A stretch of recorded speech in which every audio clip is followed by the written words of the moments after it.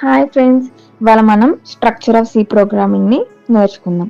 ఈరోజు మనం ఒక సినిమాని చూడబోతున్నాం, కానీ ఇది ప్రోగ్రామింగ్ సినిమా. ప్రతి సినిమాకి ఒక టైటిల్ కార్డ్ ఉంటుంది. అలాగే ప్రతి సి ప్రోగ్రామింగ్కి ఇంక్లూడ్ స్టేట్మెంట్స్ అనేవి ఉంటాయి.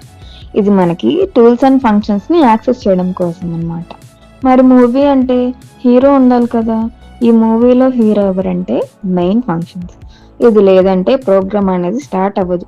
ఇది మన మూవీకి ఒక స్టోరీని స్టార్ట్ ఇస్తుంది అనమాట.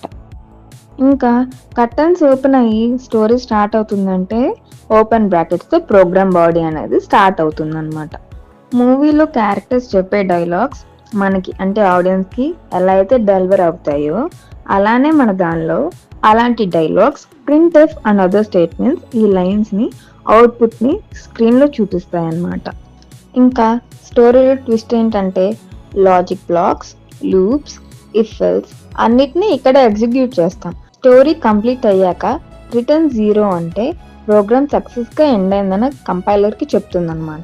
స్టోరీ కంప్లీట్ అయ్యాక కర్టన్స్ క్లోజ్ అవుతాయి కదా, అలానే క్లోజింగ్ కర్లీ బ్రేస్ని యూజ్ చేస్తాం. సో ఇక్కడతో ప్రోగ్రామ్ అనేది ఎండ్ అవుతుంది అనమాట. ఇది సి ప్రోగ్రామింగ్ యొక్క బేసిక్ స్ట్రక్చర్. ముందుగా #include stdio.h దీన్ని టూల్స్ని యాక్సెస్ చేయడం కోసం యూజ్ చేస్తాం. తర్వాత ఇంట్ మెయిన్ ప్రోగ్రామ్ ఎగ్జిక్యూషన్ ఎక్కడ స్టార్ట్ అవుతుందో అదనమాట. కర్లీ బ్రేసెస్ అనేది ప్రోగ్రామింగ్ బాడీ. ప్రింట్ఎఫ్ అవుట్పుట్ చూపించడం కోసం. రిటర్న్ 0 ప్రోగ్రామ్ సక్సెస్గా కంప్లీట్ అయిందని కంపైలర్కి చెప్పడం.